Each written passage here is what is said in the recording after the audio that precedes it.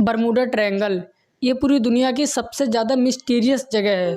ये समुद्र का वो हिस्सा है जहाँ पर अगर कोई भी समुद्री जहाज या फिर इसके ऊपर से कोई भी एरोप्लेन जाती है तब वो रहस्यमय तरीक़ा से हमेशा के लिए गायब हो जाती है।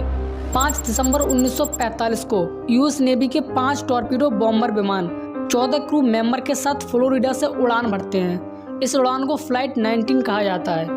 लेकिन उड़ान के 2 घंटे बाद इनके क्रू मेंबर्स ये रिपोर्ट करते हैं कि उनके कंपास काम करना बंद कर गए हैं। फिर वो अपना बैकअप कंपास निकालते हैं लेकिन वो भी काम नहीं करता है और बाद में इन 5 प्लेन से हमेशा के लिए संपर्क टूट जाता है।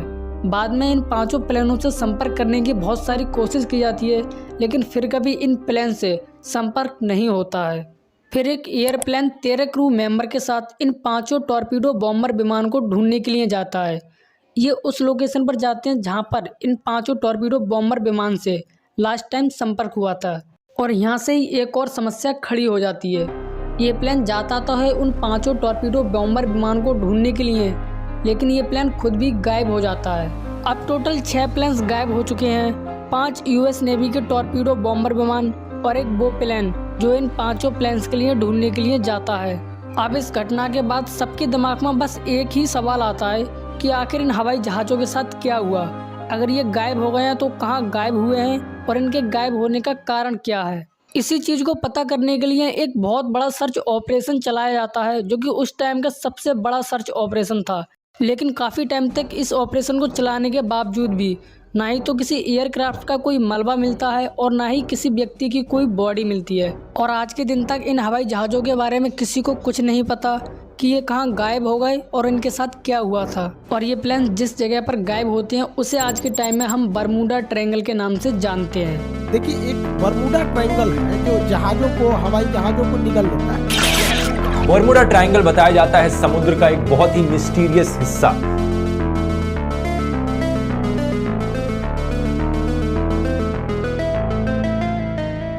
बरमूडा ट्रायंगल ये अमेरिका के फ्लोरिडा से प्यूर्टो रिको देश तक और प्यूर्टो रिको देश से बरमूडा द्वीप तक और बरमूडा द्वीप से वापस फिर फ्लोरिडा तक लगभग 8 लाख स्क्वायर किलोमीटर का एरिया है। बरमूडा ट्रायंगल को डेविल्स ट्रायंगल भी कहते हैं। ये इतनी खतरनाक जगह है कि यहाँ पिछले 100 सालों में 100 से ज़्यादा हवाई जहाज और समुद्री जहाज गायब हो गए। इनमें से खोजकर्ताओं के लिए 2-4 जहाज़ों का तो मलबा मिला लेकिन बाकी जहाज़ों का ना तो मलबा मिला और ना ही उनमें बैठे लोगों की बॉडी मिली।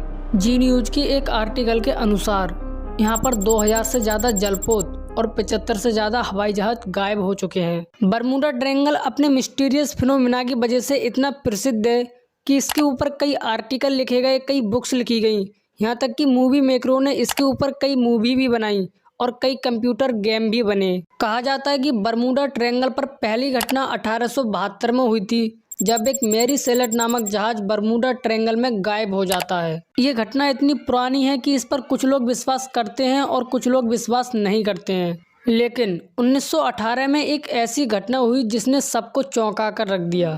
4 मार्च 1918 यूएस नेवी का यूएसएस साइक्लोप जहाज जो कि यूएस नेवी का उस टाइम का सबसे बड़ा जहाज था जो बाल्टीमोर से ब्राजील के लिए रवाना होता है। इसको 9 दिन का सफर तय करना होता है। इस जहाज में 11,000 टन मैग्नीज और 306 व्यक्ति होते हैं। ये जहाज बाल्टीमोर से बिल्कुल ठीक ठाक यानी सही सलामत रवाना होता है। इस जहाज को बरमूडा ट्रायंगल को क्रॉस करते हुए ब्राजील जाना होता है।